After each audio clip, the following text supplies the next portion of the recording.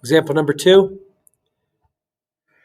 Sarah made baskets on some of her shots in a basketball game. If she continues to make baskets at the same rate, how many baskets will Sarah make in her next 6 shots?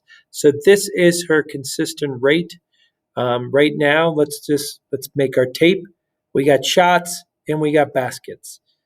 Okay, so obviously more shots are being taken than baskets going in.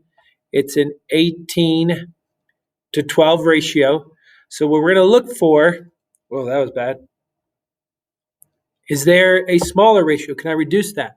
So is there a number that goes into 18 and goes into 12?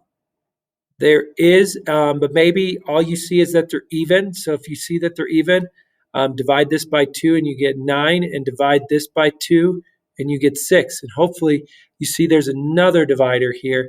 9 and 6 are divisible by 3. How many 3's go into 9 is 3. How many 3's go into 6 is 2. So that tells me my ratio is 3 to 2. So as I'm making my tape, I've got one of 3 and then one that's of 2 long, right? So I've got my 3 to 2 tape. So the question was, how many baskets will Sarah make in her next 6 shots?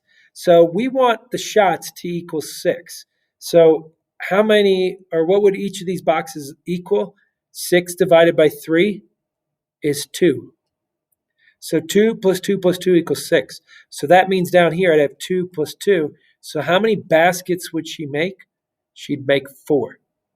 Okay, let's do this in the fraction method.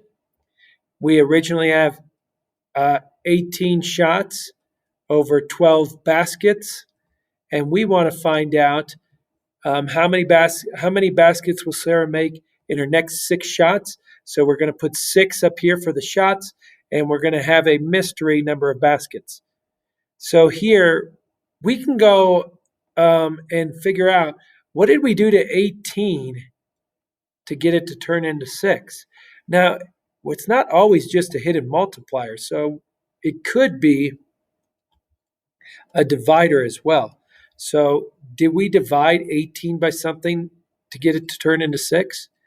18 divided by 3 equals 6. So what do we do down here? 12 divided by 3 equals 4. It's going to be 4 shots, just like we got an answer over here to be 4. If you wanted to stick to multiplier, you could. You'd get 18 times what number equals 6. You divide by 18 and divide by 18, and you're going to get n equals 1/3, or a decimal that's 0.3. It's